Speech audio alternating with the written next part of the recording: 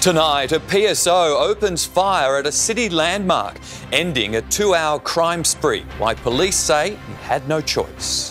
The search for missing mother Samantha Murphy scaled back as attention turns to technology. Melbourne residents fed up as young offenders run wild in a crime rampage. Jewish children and their parents stalked and threatened in a sick hate campaign. Fears the PM's green car change could push up prices. And later, Melbourne's mullet-loving TikTok stars trekking from Perth to the MCG on foot for their grandmas. Live from Melbourne, 7 News with Mike Amor and Rebecca Maddern. Good evening. Victoria Police has defended the actions of a PSO who opened fire on Princes Bridge, shooting a suspect in the stomach. It came as Friday night crowds converged on the city, but police are confident the officer made the right call. At the same Melbourne landmark, 2 separate violent confrontations. A suspect in handcuffs after allegedly attacking 4 pedestrians with a glass bottle. Less than 2 hours later, a 20-year-old man was shot by a protective services officer. Nobody comes to work wanting to have to produce a firearm and actually be confronted by an offender and having to shoot them. That's traumatic for anybody. I was in shock. The chaos started around 5:30 p.m. when a man tried to steal a woman's handbag. On Princes Bridge, he lashed out with a glass bottle. 4 were injured, most to the head and face, but that was just the beginning. The bridge had already been cordoned off when a second man broke through and threatened to harm a group of PSOs. They say he too was armed with broken glass and lunged at one of them. One of the PSOs then moved back a considerable distance, maybe up to 20 metres, whilst he's being pursued by this offender with a broken bottle. When capsicum spray didn't work, 2 PSOs drew their guns. 2 shots were fired, 1 missed and 1 hit the suspect in the stomach. The ambulance was already there, paramedics quickly working to stabilise him. There were people around with many policemen, and we've seen one guy lying on the bridge. Police have defended the PSO's actions, saying the officer, with 2.5 years' experience, had no choice. Pretty dynamic, really challenging for the members. They've been confronted with a really serious situation where a member was quite clearly going to be injured. Very crowded, a lot of people is around. So it's scary, actually, it's scary. There's a plan to roll out tasers to PSOs between now and 2026, but these officers didn't have them. The second offender, who lashed out at PSOs, has no prior criminal history and police haven't yet been able to interview him. And Christy Cooper is live at the Alfred Hospital. Christy, the man is expected to survive. Here's Mike. The alleged offender is a 20-year-old man from Pakenham. He was brought here to the Alfred Hospital with a gunshot wound to his stomach. We understand he has had emergency surgery today and he is now in a stable condition and expected to recover. As for those other 4 people injured in the glassing incident, there's some good news there. They have all since been discharged from hospital and are now recovering from this terrifying ordeal at home. Mike? Christy Cooper, thank you. The search for missing Ballarat woman Samantha Murphy has been scaled back as police turn their attention to her digital footprint. Bethan Yeoman joins us now live from Buninyong. Beth, police have just issued a major public appeal. Beck, police are now asking the public for all dashcam or CCTV from the entire search area and surrounding areas between 7 a.m. and 7 p.m. last Sunday, even if it does not include the missing mother. Police say while there is no evidence of foul play, the fact there has not been a single sighting or sign to her whereabouts has them concerned. 6 days on from Samantha Murphy's disappearance and fatigue has set in. Today, only a handful of community members continued their search after police announced they'd be scaling back their operations. And people are not wanting to give up. I've come across more mums out here looking for Samantha than anyone else. 5 days of active searching in dense bushland around Ballarat yielded no physical clues. They will still be following all lines of inquiry. So we have three options here. One, that Samantha has chosen to leave. Two, misadventure, which is what those major searches are really looking for, as well as any third-party intervention. Now detectives are turning their attention to technology, requesting all dashcam and CCTV footage taken last Sunday in the Ballarat East, Mount Helen and Buninyong areas. The only piece of evidence investigators have so far is Mrs Murphy's phone, which pinged at Buninyong, 14 kilometres from her family home on Sunday afternoon. Tech experts say iPhones can still send signals up to 24 hours after they run out of battery. But otherwise, once the phone itself has been turned off, really the only way to try to figure out where it's been is the police could potentially access mobile phone tower records. The 51-year-old's Apple Watch could also hold clues. Mobile reception in the search areas is incredibly inconsistent. Where we are now is down to 1 bar of 5G. Other places say SOS only, which means regular calls and texts can't be made or received. Police have assured the community if any new information comes to hand, the search will be scaled back up. Beth Yeoman, 7 News. Homeowners in Melbourne's southeast say they're at their wits' end as young thugs target their homes looking to steal car keys. Several properties were hit in the latest crime spree and the thieves are still on the run. Lurking in the dark, a group of youths target a Keysborough home, jumping fences and climbing over bins into the backyard. Inside, a young family was asleep. I sort of looked out the window and saw 5 guys creeping towards the back gate. The thugs thought they were being quiet, but they were caught. Spooked, they scattered. Thought I'd have to do something because, you know, I got kids, and that's when I yelled out and they just sort of all dispersed. It was part of a crime spree across Melbourne's southeast in the early hours of Thursday morning. Alicia and Rob realised they had intruders in their Mordiallic home when their dog started barking. I went to the front door, pulled aside the blind and came face to face with a guy in a balaclava. They took the keys to their 2 cars and a bottle of water from the fridge. They'd hopped into my car. They were trying to work out how to open the sliding gate. When police arrived, the gang already fled to the next street, once again gaining access to a family home and collecting car keys. This time, they managed to steal a white Volkswagen parked in the driveway. In all likelihood, these people are known to police and have potentially been charged and gone to court already and been released because they're too young. If you're old enough to make the conscious decision to do it, you're old enough to be treated like an adult. Now 2 days later, and the white Volkswagen was spotted here this morning back in Keysborough. The occupants dumped stolen items on the ground and changed the number plates before speeding off again. They get caught and let out and they just keep doing it. The youths remain on the run. Geordie Wright, 7 News. Jewish families in Melbourne say they're living in fear after their personal details were leaked online in a sick hate campaign. Pro-Palestine activists are being blamed for vile anti-Semitic attacks, and even children aren't safe. Dina Lester runs an art school. She says her business and family have been targeted online, their personal details leaked. Her daughter received this voice message. Baby, I'd do years after days for a dirty Jew like you, you f***ing dog. And now we've got your address, you're even more f***ed, aren't ya? Dina is Jewish, and now that a private group chat she was in was made public, she says she regularly receives abusive comments like this. To play the victim through her disgusting Islamophobia. I'm not Islamophobic. They're my first cousins, the Muslim people, and I've studied the Quran. The WhatsApp group was made up of hundreds of Jewish people, a safe space to discuss October 7 and the war in Gaza. It was leaked and shared amongst anti-Israel activists. 900 pages, names, occupations and social media profiles posted online. I've had better experiences in my life, I could say. It felt like a betrayal. The Jewish owners of this children's gift store in Thornbury told The Age recent vandalism means they no longer feel safe and want to move the store. For them being targeted in this way is nothing less than disgusting. And this Elstonwick mum, who asks we not use her name, says one of her children is worried about identifying in public as Jewish. He came to me and said, "Mum, I no longer feel comfortable wearing my kippah outside of school."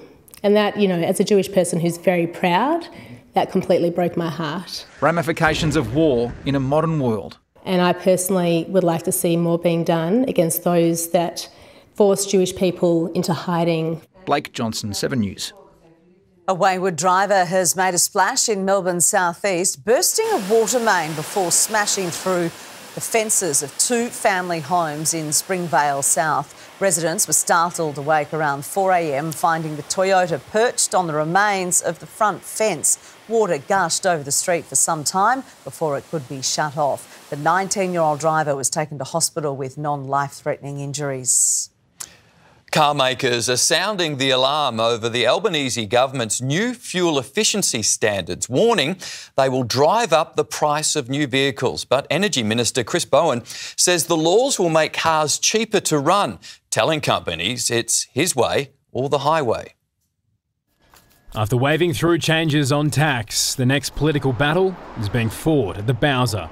The target, the government's new vehicle efficiency standards. They're good for motorists, good for choice, good for emissions. Chris Bowen is the dodgiest car salesman Australia has ever seen. Under the scheme, manufacturers will be fined if they fail to make new vehicles cheaper to run and greener. Besides exceptions like Volkswagen, it's got industry seeing red. People won't be able to buy the cars they want to buy, and the cost of vehicles will go up. The Federal Chamber of Automotive Industries releasing modelling, saying if makers continue to sell vehicles that emit the same as they do now until 2029, the government would fine companies a collective $39 billion.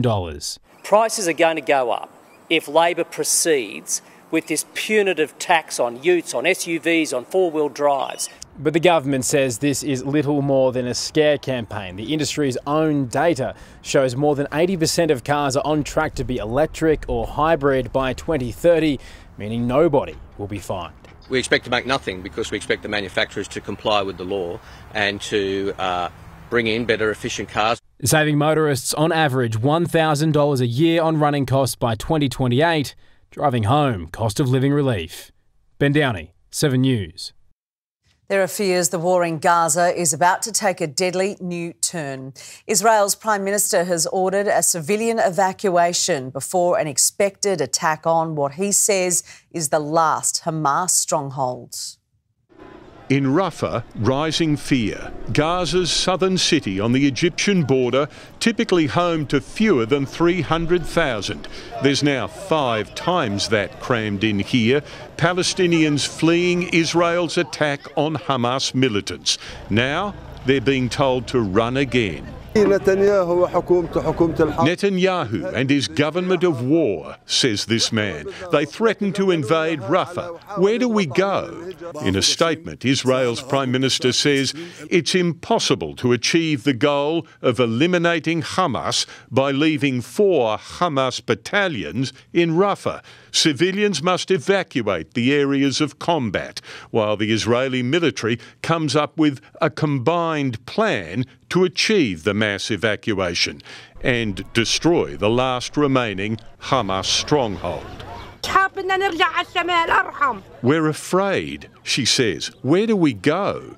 Humanitarian agencies and others asking the same question, as just about the last part of Gaza spared Israel's offensive so far braces. Welcome back, off. The US President today meeting Germany's Chancellor, Joe Biden more focused on his own Congress and its fight over Ukraine funding. Not to support Ukraine is close to criminal neglect.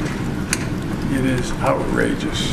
But just yesterday, he called Israel's conduct in Gaza over the top. In the United States, Tim Lester, 7 News. The country's biggest stars of film and television have come together on the Gold Coast for the industry's Night of Nights. Amanda Abbey is on the red carpet at the ACTA Awards. Amanda, Margot Robbie stole the show. She did, Mike. Look, there is no shortage of celebrities in town for these awards. Cate Blanchett, Harry Connick Jr., Rebel Wilson among them. She's hosting the ceremony tonight. But the Gold Coast Golden Girl was shining back in her hometown after the huge success of the Barbie blockbuster. She may have missed out on an Oscars nod, but she's taken out top honours here tonight, receiving the Trailblazer Award. Don't be sad for us. We got a Best Picture nomination. Everyone kind of got a little nod, which was amazing. To be in the awards conversation at all is just something we truly didn't see for this movie. It's all icing on the very big pink cake. I think it's really important to celebrate, the extraordinary heft of the Australian film industry.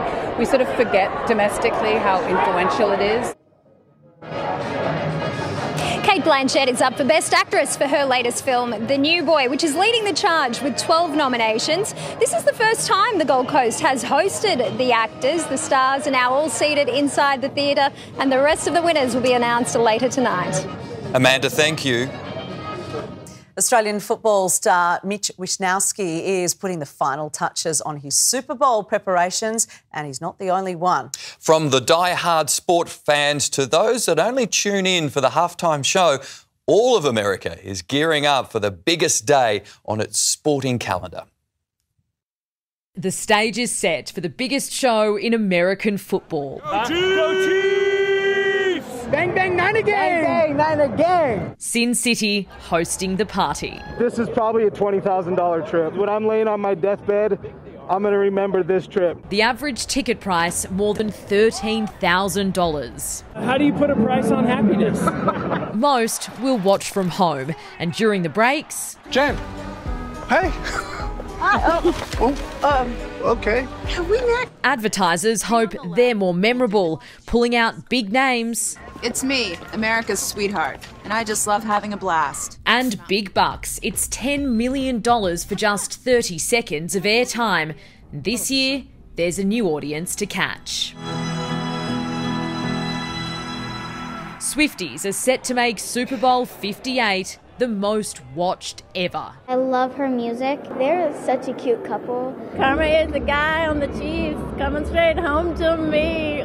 In the end, it's the performance on the field that matters. Well, this is what it's all about, the top prize in American football. This exact trophy will be taken down to the field and lifted by the winners of Super Bowl 58. It kicks off in less than 48 hours. In Las Vegas, Smiley Hogan, 7 News.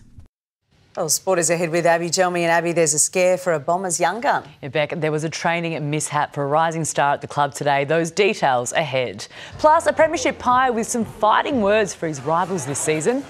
David Warner hints at international retirement after a player of the match performance, and the young Aussie ripping up the surfing world in Hawaii. That's coming up. Thanks, Abs. The cost of living crisis is forcing more Victorians to branch out. Next on 7 News, securing a second income to make ends meet.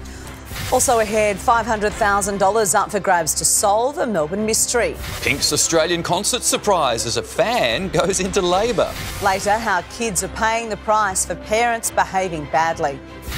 And for the first time this summer, we are heading into 3 consecutive days above 30 degrees. I'll have details on the coming heatwave later on 7 News.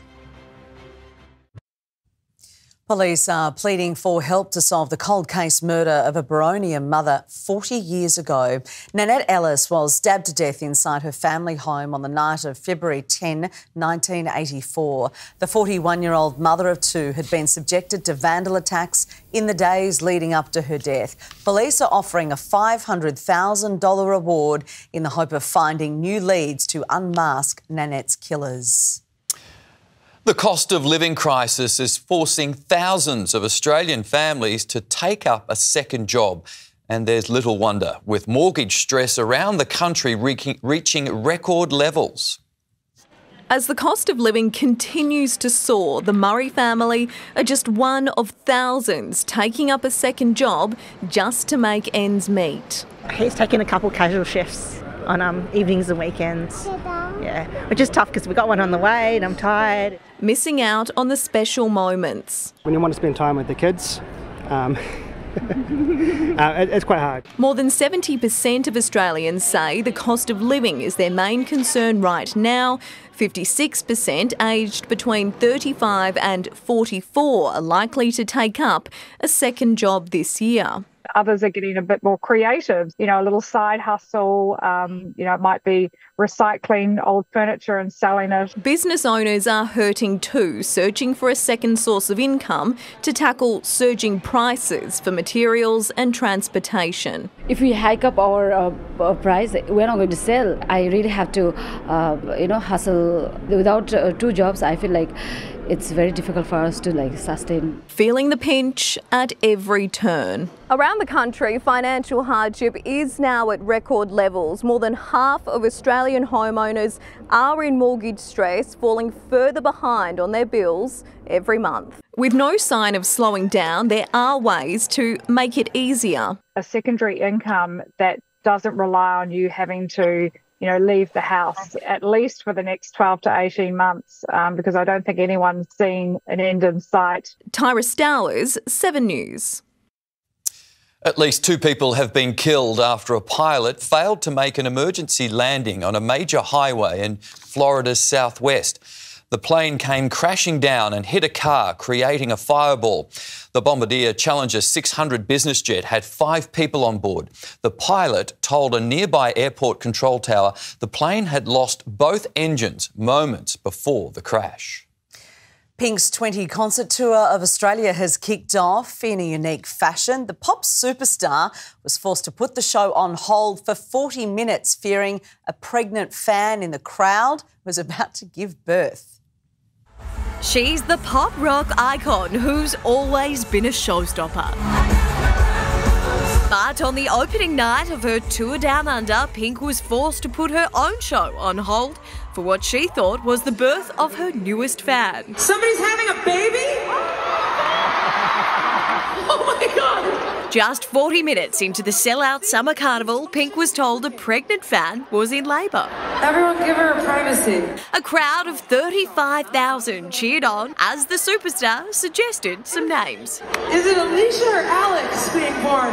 There was no time for a family portrait. Instead, Pink wished the woman well. Congratulations! As she was escorted out in a wheelchair. Good luck! It's going to be great! It got the party started, but today wasn't the day. Paramedics confirming she had just fainted and went home, not to hospital. I went to go to one of her concerts, but I was heavily pregnant with her, so I thought I'd better not. On hindsight, I should have done it. Tonight will be Pink's second show of 20 as she tours Australia for the next 6 weeks. It's been 6 years since the superstar has been to Australia, but these superfans are happy to wait just a little longer to snag the perfect spot.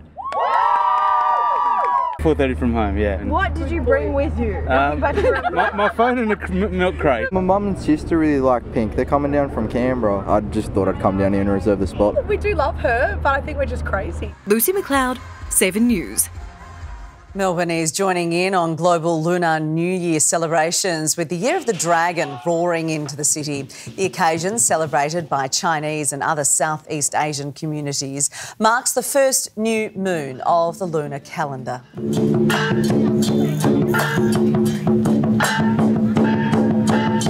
Plenty of traditions and rituals are tied to the fortnight-long celebration, which wraps up with the Lantern Festival later this month. The search for a man missing off the Mornington Peninsula is being scaled back. Next, why his family could turn to private contractors. Also ahead, everything electric, the new tech powering Australia into the future. Plus, the little girl who survived 60 hours in a landslide rescue miracle. And the doctors infecting patients with a virus that targets and destroys cancer cells.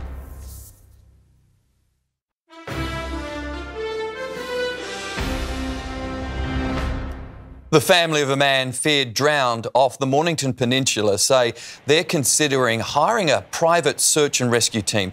20-year-old Jonah Kinavuwai was swept into a rip at a beach in Rye while swimming with a friend on Sunday. Police have confirmed they're scaling down the search with less regular air wing flyovers and foot patrols.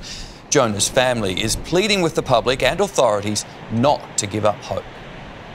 Leading technology creators have showcased the devices they say could transform our daily lives. But there are concerns Australia will struggle to transition to a fully electric society.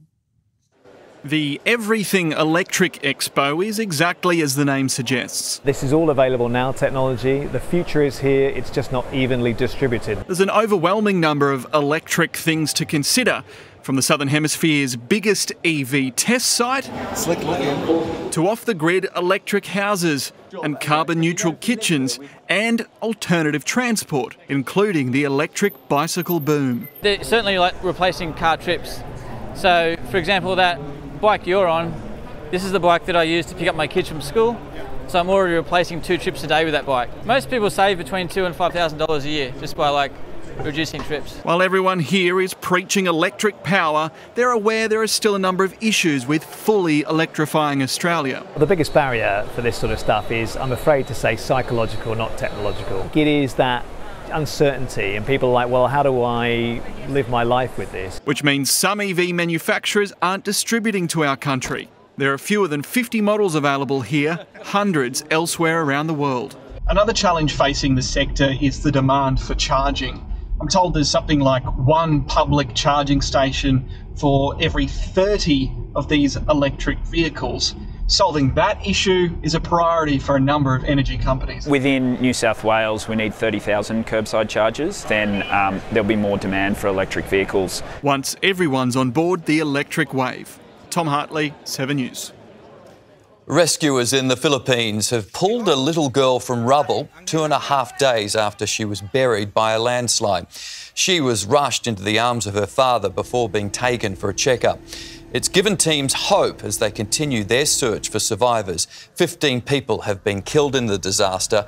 More than 100 are still missing. O.J. Simpson has revealed he's battling prostate cancer, but has lashed out at rumours he's receiving hospice care. Hospice? Hospice? You talking about hospice? No, I'm not in any hospice. I don't know who put that out there. The 76-year-old who made world headlines on trial for his wife's murder is undergoing chemotherapy in Las Vegas. Prince Harry has won substantial damages in his ongoing phone hacking fight. The Duke's taken aim at the Daily Mirror's high-profile former editor, Piers Morgan, saying he knew exactly what was going on. After becoming the first senior royal to give evidence in more than a century, today Prince Harry spoke through his lawyers. We have uncovered and proved the shockingly dishonest way in which the Mirror acted for so many years and then sought to conceal the truth. The Duke winning a settlement before a trial, what are described as substantial damages and legal costs, at least $750,000 to be paid by the Mirror Group for hacking Harry's phone and hiring private investigators to trail him for 115 tabloid stories. The Prince says the then Mirror editor knew perfectly well what was going on. That editor, Piers Morgan. Invading the privacy of the royal family is utterly reprehensible. And on that, I share Prince Harry's opinion. I just wish he'd stop doing it. The Mirror's owners today saying, we apologise unreservedly. Prince Harry's legal crusade isn't over. He still has cases pending against the Daily Mail and Murdoch-owned titles The Sun and News of the World. The Duke says his mission continues and he will see it through to the end. Capping off a week that saw Harry learn his father has cancer, jetting across to London for 24 hours, returning to California to appear at an NFL awards show. As his quest to settle scores at home goes on. In London, Hugh Whitfield, 7 News. An Australian company is offering hope to cancer patients with a new treatment it says will be part of the future of oncology. It uses a specially designed virus that's been found to target and attack cancer cells. In December 2022, Ben Kikuchi's colleagues noticed he was looking jaundiced. I had cholangiocarcinoma. It was incurable, it was inoperable, and it was terminal. Cholangiocarcinoma, or bile duct cancer, notoriously hard to treat and highly lethal. But a new oncolytic virus is offering hope to Australian patients. Preclinically, we saw over 60 cell lines, various different kind of cancers, to be completely killed. Patients were given a mid-level dose of the virus called CF33. The fluorescent green shows the virus infecting and destroying cancer cells, leaving healthy tissue alone. It also shows your immune system what to do, so it can simultaneously launch its own attack. Slows some tumors down, kills other tumors, and even in some cases, we've had complete eradication of tumors. Additional patients are now being recruited here to fast-track the study. Also offering hope and support to patients is a new Australian foundation. The founder, Steve Holmes, is one of few people in the world to survive a stage 4 cholangiocarcinoma diagnosis. Australia are very good at adopting what's going on in the world. His life credit to a different trial in the US. He's now helping patients like Ben search for their own miracle treatment. Just having the option to be considered for such a trial, it's so important. Amber Laidler, 7 News. Parents behaving badly could be the reason kids are acting out on the sports field. What the latest research has to say next. Also ahead on 7 News, a Melbourne scooter rider's hair-raising close call. Splashdown, a Texas-sized welcome home after a record-setting An e-scooter rider has had a lucky escape, walking away with just minor injuries after being hit by a car at a crossing southeast of Melbourne. Other drivers stopped to let the man cross, but one continued, sending the rider flying into the air. A couple in a second car got out to check if he was okay. The crash happened in Mornington. Police are not investigating. Bad behaviour on the sidelines could rub off on the sports field, according to new research. The studies found junior athletes are susceptible to mimicking the abuse and aggression they witness from their spectating parents. It's white line fever on the other side of the line. Parents behaving badly at children's sport. The is going on? And researchers say their aggression is rubbing off on their kids. Pushing opponents down, not helping people off of the ground if they've fallen, purposefully hurting an opponent. A group of 12 to 17-year-olds took part in the UniSA study, which found they're more likely to become violent or abusive if spectators are. The passion just changes and people go in like much harder and to tackles that they wouldn't usually do. They think it's appropriate or acceptable to engage in those behaviours. Almost 70% of participants admitted seeing negative behaviour from their parents. Junior clubs say it's become a major issue. She was a coach who's also a parent, came running onto the pitch and fly kicked one of the players. Legit, horrendous. Game was abandoned, police were called. Knowing how seriously some parents take their kids' sport, researchers say it's important to remember how impressionable young players can be. So if you don't want to put them off for good, it's crucial to be a good role model. Their advice: avoiding shouting instructions from the sidelines, keep comments about your child and others positive, and keep the emphasis on having fun. It's easy to get carried away with what's happening in the game, but as a parent you do have to try and rein in your feelings sometimes. Ashley Kanowski, 7 News. A 4-man crew, including Turkey's first ever astronaut, has splashed down off the coast of Florida after spending 2 weeks on board the International Space Station. During their commercial mission, paid for by Texas startup Axiom Space, they conducted dozens of experiments and held video calls with school children. Their capsule was dragged to a recovery vessel and taken back to dry land. Two brothers are hours away from an epic endeavour, trekking from Perth to Melbourne on foot. It's more than a lark for the larrikin TikTok stars, setting out to raise money and awareness for a cause close to their hearts. Two brothers, two mullets and one big adventure. Lachlan and Stefan Lamble quit their day jobs to embark on a marathon mission for charity.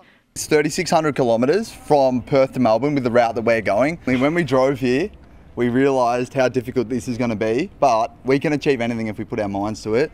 The Melbourne Larrikins will set off from Optus Stadium at 3 a.m. tomorrow.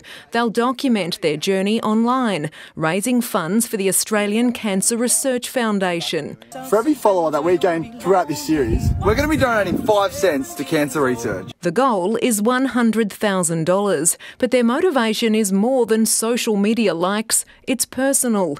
Cancer killed one of their grandmothers and almost claimed the other. We actually saw what cancer research could do for her. It saved her life. So we thought we have to do something so big to really raise cancer awareness. The brothers expect to wear out 9 pairs of shoes.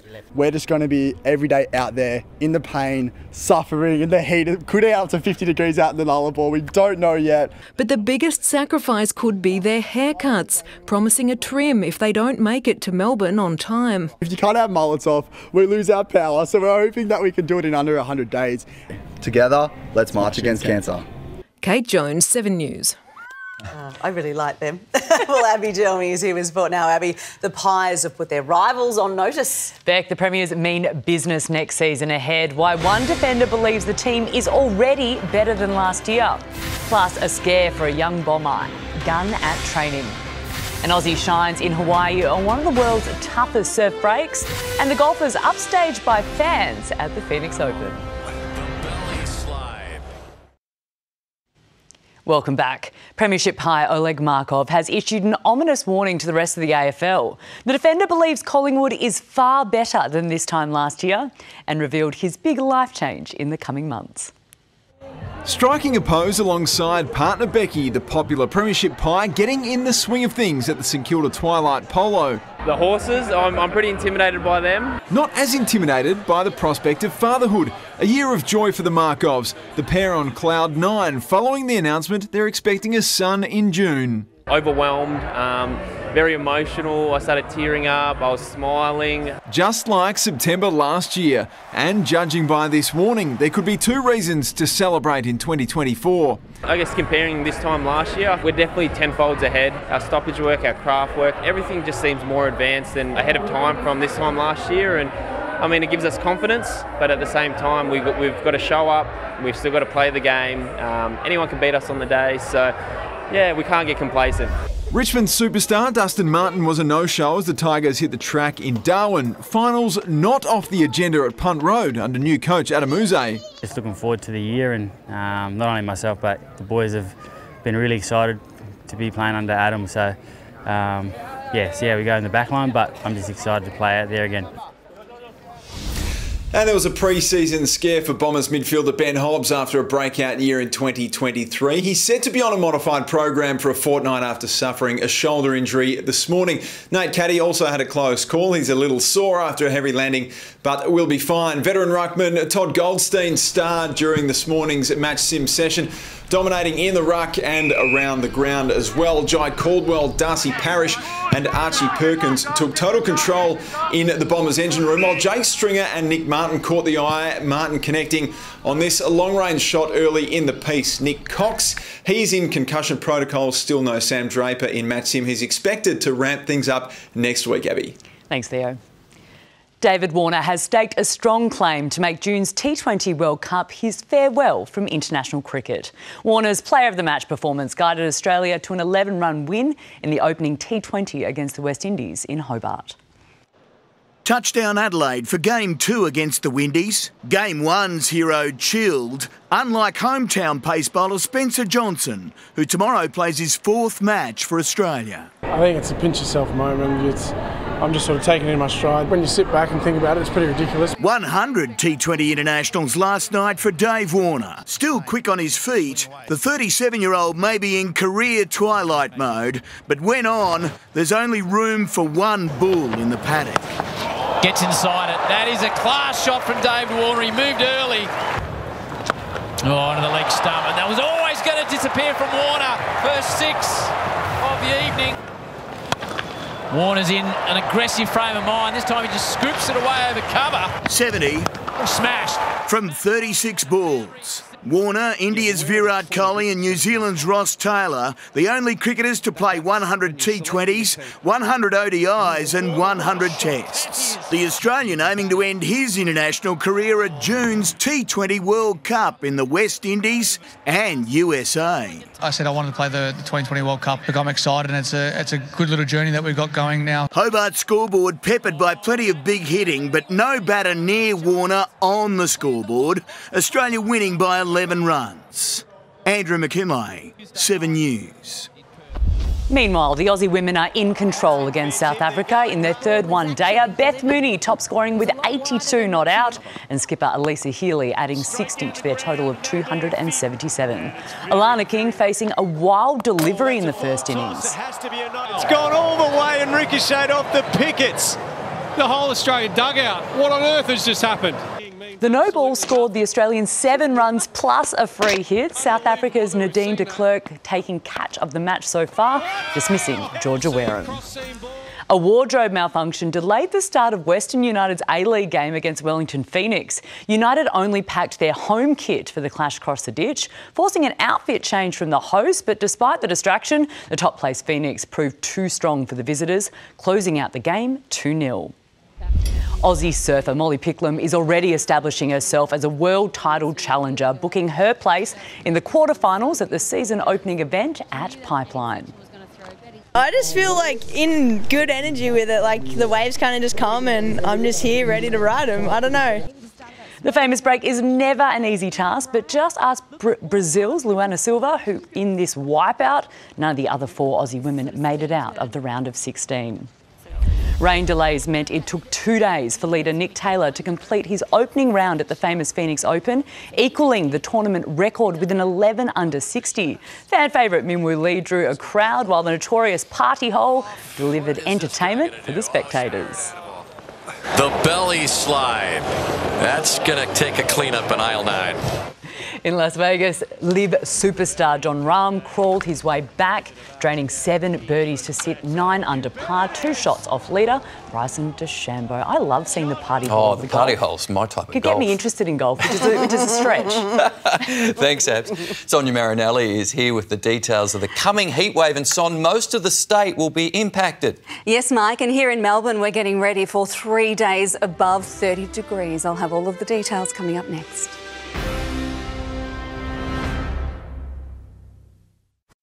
The co-ed debate. Does single-sex education make a difference for your child? And foods to get you in the mood. The perfect recipes to make your loved one this Valentine's Day.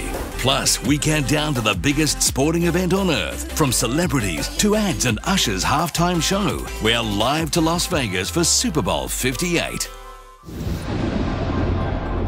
Hello again. It is a beautiful evening outside now. Still a balmy 24 degrees as we get ready for our first heat wave of the season. It started across much of the state today and will last for a few days. Most of us is going to be low intensity, so here in Melbourne we are expecting 3 back-to-back days above 30 degrees. And that has been a long time coming. We haven't had heat like this in almost 12 months. So today, kicking off what is a true stretch of summer weather, we enjoyed nothing but blue skies and sunshine as the city warmed to a Saturday high of 27 degrees. Viewbank reached 30. Most suburbs came in around 27. It was 25 over in Geelong. Now, there wasn't much in the way of cloud cover today, allowing that warm sunshine to extend across much of the state, except in southern parts of Gippsland where a few showers persisted. Skies stay clear over the city tonight, so as always, that lets the day's warmth escape. We'll cool to 17 in the overnight hours. Now, a high-pressure system moves out over the Tasman, and from tomorrow, the state is going to be bathing in hot northerly winds, triggering a low-intensity heat wave in most districts, severe in a couple of pockets in Gippsland. It does end on Tuesday when a cool wind change kicks in and flushes out all of that heat. It's also likely to trigger some showers and thunderstorms. Okay, around the nation tomorrow, large parts of northern Australia are wet, but only light showers are extending over Brisbane and Sydney. Other major cities are warm and dry. Here in Victoria, there'll be morning fog patches in the south, but otherwise clear sunny skies and light to moderate northerlies boosting the temperature above average. Maximums reaching around 30 degrees in the south and into the high 30s in the north. Winds will get quite gusty for central districts, while those in the west will be under a cooler airflow at times. So sunshine and hot gusty winds over the suburbs tomorrow, especially in the northwest suburbs. It's warming up quickly with the temperature reaching between 30 and 34 degrees. Here in the city, we're expecting a Sunday high of 33 and it won't cool down until well into those overnight hours. Looking ahead, on Monday, the temperature rises to 35 and again on Tuesday, but that is our changing day. We've got showers and a cool wind change forecast to kick in.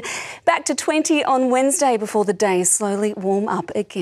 But tomorrow, the first of three hot days, starting with a sunny top of 33 degrees, and we're certainly not used to that, are we? No, hello summer, about time. Thanks, Son.